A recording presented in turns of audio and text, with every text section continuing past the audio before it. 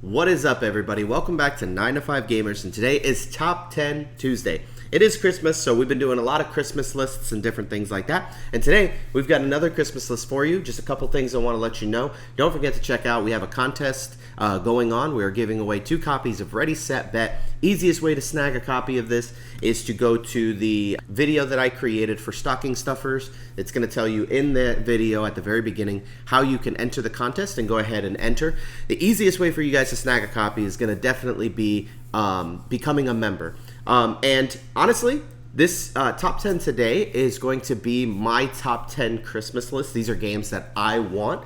And if you guys would like and are feeling generous and you want to pay for maybe one of these games, or you maybe want to donate some money to help do one of these games off this list, you guys can do that by giving a super thanks, or maybe doing a subscription or a membership to the channel. If you want to become a member, the easiest way is to just join right in the little section below where the subscribe button usually is. There should be a join button. If you're using an iPhone, sometimes that button won't appear, so you can just go to your web browser and go to the YouTube desktop version of the YouTube website. And once you do that, you should see the join button. Should be pretty easy. But I'd love to get some more members, so that way this channel can continue to grow. Memberships are just as low as $3 a month, so about $36 a year. You could be funding this channel and helping this channel to grow. That's the one thing that I really want for Christmas this year, is for you guys to put in maybe a super thanks or a subscription, or a membership rather, to the channel, so that we can take that money and I can use that money to get more games to the table and different things like that. But also I like to give a lot of that back to the community, and so this is a channel that is going to be for the community, by the community, and so I want you guys to highly consider that this year, if you want to donate some money to the channel, so that way the channel can continue to grow. But with all that begging aside, I just thank you guys for tuning into these videos, and this list today is the top 10 games that I want for Christmas this year, that I want to see underneath that tree. Now, I am not a rich man, so I'll probably get maybe but 2 of these games. So if you want to help get me one of these games, man, let me know in the comment section to say, hey, look, I got you. All right? Or you could just donate money through the super thanks or something like that, and then I will take all the money that I get out of this video and I'll go buy one of these games, and then I'll do a thank you video with the game that I ended up buying. So everybody pitch in, give a little bit, and when all that money comes in, I'll take that money and I'll buy one of these games, and then you guys can help me. The more people that do it, maybe I can get some of these games, because some of these are pretty expensive. These are in no particular order, but I'm just going to go through all the games that I absolutely must have. So the first game on my list is Oathsworn, Into the Deepwood. Oathsworn came out through like Kickstarter, GameFound, I forgot which one it was. I think it was Kickstarter. And a ton of people loved it. Got really high reviews on BGG, which I think will go down over time once more people are able to get their hands on it. I think right now where it is just because the people who have reviewed it very highly, and it hasn't had enough people to actually put their genuine opinion about it. But Oathsworn looks super good, man. Just the combat, and the way that the combat works, and the way that the game is narrated with the app and all that other stuff. Like, I love games like this. My wife loves games like this, and I'm always on the hunt for games that my wife will love. She is the main person I play board games with, but she's very particular on what she plays, so I have to have good games that I know she'll enjoy so we can play them together, even though we have like a million games that we still need to play together that are on that shelf. So next up is a game called Jerusalem. This was a game that when it first came out, I was like, oh, look at that. It's a game about Jesus. That's actually pretty cool. And it's no secret to most people. Some people have asked in the comment section. But yeah, I am a Christian. I go to church and everything. But the game Jerusalem came out, and I was like, oh, look at that, a Bible game. And as a Christian, I can almost 1,000% tell you that most of the time when something comes out that's a Christian version of something, it's usually pretty cheesy or bad, underproduced. And it always bothers me because I think the Bible says that we need to do everything in excellence, but I feel like when it comes to like a lot of Christian stuff, we just don't. But I feel like there are some good things that come out, you know, like the Chosen show is really well produced and stuff like that, that a lot of people actually really liked it.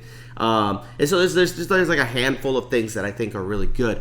But Jerusalem was the first time that a board game came out that was a game about Jesus and the Last Supper, and people were like, oh my gosh, this game is good. And and even people that are like not Christian that are just like, listen, I'm not even religious, but this game is good. And so when I heard that, I was like, oh my goodness, I'm actually excited for that. So I want to get a copy of that for Christmas. I think that would be super cool just because I would love to have a Bible game in the house. I'm super excited for the Ezra Nehemiah game that's coming out because that was another one where it's like, dude, it's a Bible game made by the people who made like the palette, like the West Kingdom series. I'm like, this is gonna be incredible. So I'm excited for that game to come out, but that doesn't come out for a while. So Jerusalem is the one that I can't wait to get my hands on. The next game I can't wait to play is Unmatched Adventures. Unmatched Adventures is the cooperative version of Unmatched. If you don't know what that is, Unmatched is a game where you play 1v1, and typically these packs come out and they'll have like anywhere from 2 to 3 or 4 characters, and then you guys will have this map and you will fight each other, and it's just a skirmish game where you're fighting each other. It's card based. Everything you do is based on a deck of cards that you draw from, and Unmatched is such a good system. Like, the system behind it is so great. When I found out that they made a cooperative version and it got high reviews from everybody at the Dice Tower and other places, I don't think I've seen one negative review on it. It probably exists out there, but it just looks so good. And the fact that it's like, hey, this competitive game has now become cooperative, that is amazing. And I'm excited to actually get my hands on that game. The next game I would love to see under my Christmas tree is Sky Team. Sky Team, I've been looking for this game for so long, and I've been wanting a copy of it, and I think it's available now. But it's just a 2-player only game where you're trying to land a plane. It's very compact, small box game, but it looks so much fun, where you're rolling dice and different things like that, and you're assigning dice to different areas to balance out the plane, and then the plane like tilts and stuff. It's just so interesting looking. I actually cannot wait to play this game. And it was one of those games that when it came out, everybody was like, yo, this Sky Team game is actually really good. And I was very excited when I saw it. So I'm excited to play that.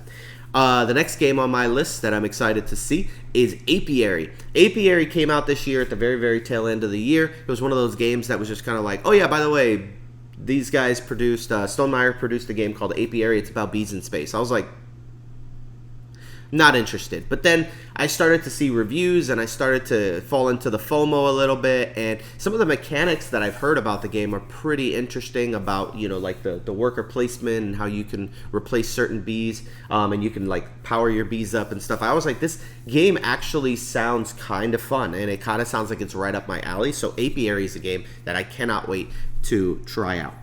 Another game that I want to play and own, and I would love to get my copy of it, and is Last Light by Roy Cannaday from the Dice Tower. Roy, if you're watching this video and like you're just walking around in the studio and you just have a couple of Last Lights lying around, just let me know. Email me and send me a copy because I want to get a copy of this game. From what I've heard, the first 4X game that you can play in under an hour. What an incredible feat, because 4X games take forever, and even some of the lighter ones take a very long time to play, and so it's good to know that there's one out there that plays in slightly less time, and I would love to play Last Light. I wanted to play it at Dice Tower when I went, but that table was literally full every time that I went to it, and there was just people playing and enjoying themselves, playing with Roy, and I was just so jealous because I was like, man, I really want to try this game. The next game on my list is a game that came out recently as well that looks very, very interesting to me, and I feel like it's right up my alley as well, and that is The Veil of Eternity. I grew up playing a lot of Yu-Gi-Oh, Pokemon, TCG. These are the TCGs. I played Yu-Gi-Oh, Pokemon. I played, what was the other one I played? There was another one that I played. I forgot what it was. I never played Magic the Gathering, but I played a couple of TCGs. And I enjoyed them, man. I really love a good like trading card game. And from what I hear, The Veil of Eternity is a card game like board game where all the cards are inside the box and you play the game just with the components in the box, and you don't have to buy booster packs and all this stuff. It's just like everything you need is in the box. I would love to try out Veil for Eternity. This is a game that is perfect for what I like, and I would love to try Veil of Eternity. Veil of Eternity. Next game on my list is Hegemony. I've been wanting a copy of this game for a while. I considered like backing it, but man, sometimes backing is just such a bad deal, man. Like you're paying all this money for a game, and then you got to pay like $50 for shipping and stuff like some of these games shipping costs are ridiculous. And Hegemony was one of those games that it was like it's already really expensive, and so this I have seen in person, but it's just so pricey. It's one of those games that I'm like it'd be rare if I bought it for myself. But I have a friend of mine who's really into politics, and we always talk politics and stuff together, and it's just really, really fun to have a game where you can kind of have like this political game where it's not necessarily about politics, but more so about like the government and trying to like get your class to be the winning class amongst other classes and stuff like that. Like it's so interesting, like the concept of this game, and it's so big. I'm really excited to actually get a copy of this game. This will be a nice one to add to my list. So that's Hegemony. The next game on my list is Burn Cycle. This is a Chip Theory game, and Chip Theory has made some very, very nice games. Their games are well produced. I have Too Many Bones, a bunch of stuff from Too Many Bones, and Burn Cycle I heard was a really good solo game, and I need more of those, because like I got to a place in my collection where I was playing. I'm like, I need to get more games to the table solo, and so my shelf of shame, I've played almost every game that has a solo mode. And there's like maybe a few left that I can play by myself, but a lot of them I have to play with people, and some of them aren't going to be good unless I play them with more people. Like for example, Cyclades, I have not gotten that to the table because I know that game plays better with more people. And so I've been wanting to play a lot of those games, but I can't get them to the table. So it's good to have a solo game, and Burn Cycle is that. It is a Chip Theory game with these cool little miniatures. I would love to get the miniatures as well, that they go on the chips and you can move them around, and you're basically like in a spaceship, maybe? I don't even know. Some technology or a factory or something like that, and you're running around trying to accomplish these missions. It's got a little bit of a story to it. It looks really fun. I've been wanting a copy of Burn Cycle for a long time. Haven't been able to get my hands on it, but that's a game I would love to get for Christmas. And last but not least, this is a big one, and maybe this is the one that you guys can help donate some money towards. I really want to get a Cocono board, man, so bad. They're so expensive. You're looking at maybe $300 to $400 for a Cocono board. If you want a really, really good one, you might even go past that. But I know like a standard one is about $300, $375. They do sell like $100 ones, but from what I've heard from people's experiences is that the $100 ones, you kind of get what you pay for. They're good quality, they last for a little while, but that they ultimately are just pretty cheap quality, and you probably want to pay a little more for a nicer one that's made of like premium wood and stuff like that, and it's well, stained and waxed or whatever it is that they do to these boards. But Cocono is so cool, man. It is like one of the coolest games that I've ever seen. I've been wanting to play and have a copy of this game. I got a chance to mess with one at Dice Tower. Didn't really get to play it for sure, like an actual game, but just flicking the little Cocono tokens was so satisfying. And I'm 1,000% sure that I really, really want a Cocono board, but I haven't had the chance to get one. They're just very, very expensive, but maybe you guys can help me get there. But with that said, I just want you guys in the comments section, let me know what games are you expecting for this Christmas. What games do you really, really want to see under that tree? And let me know if there are any games that you're interested in getting a copy of. If I see that there's a game that's really, really popular, I might actually do a giveaway for that for next year. So, guys, thank you guys for tuning into this video. Don't forget to like, comment, subscribe. And I'm really excited because we are nearing the 1 year mark, right? I'm so close. I really need everybody who watches this video become a subscriber. When I say like, comment, subscribe, like I mean that. Like, comment, subscribe. The last video I did has been getting a ton of subs, and I've been super happy with that. I feel like we got to 10,800 44 or 45, and so I'm like, man, I'm like 155 subscribers away from hitting 11K. My only goal is to hit 11,000 subscribers by the end of January of 2024. The end of January is where I started this journey of this channel, and the overwhelming growth that I've seen in this channel, I honestly didn't think we could do it. Like, I honestly did not believe in my own ability. I didn't believe that I could put up a channel that would actually get any kind of views or any kind of hits. I did it because I really like board games and I really like this hobby. I really love the people in this hobby. I've made a lot of friends over board games. Kind of lost a few friends over board games too, but it's board games have just been such a big part of my life, and I was like, you know what, I want to go ahead and do a channel myself. And I started this journey at the end of January, beginning of February, and now I'm only 1 month away from that day, and I'm so grateful for, like, I'm almost at 11,000 subscribers in a year. To me, that is so outlandishly ridiculous. And I know that the first like 1,000 subscribers, that little hurdle was pretty big, but then once I hit like 5 and then 10K, I was like, oh my gosh, this thing is just blowing up. And I know that in the board gaming industry, there's literally, I don't think there's any YouTube channels that are at 1 million subs. If they are, it's usually not just board games. It's probably like a lot of geeky stuff. And I wonder if that's the route this channel would have to go. But I would love to get 1 million subscribers. I would love to get this channel, a board game channel, to 1 million subs. I think that would be like my ultimate goal. And we're starting off pretty small. We're only at 10,000, almost 11,000.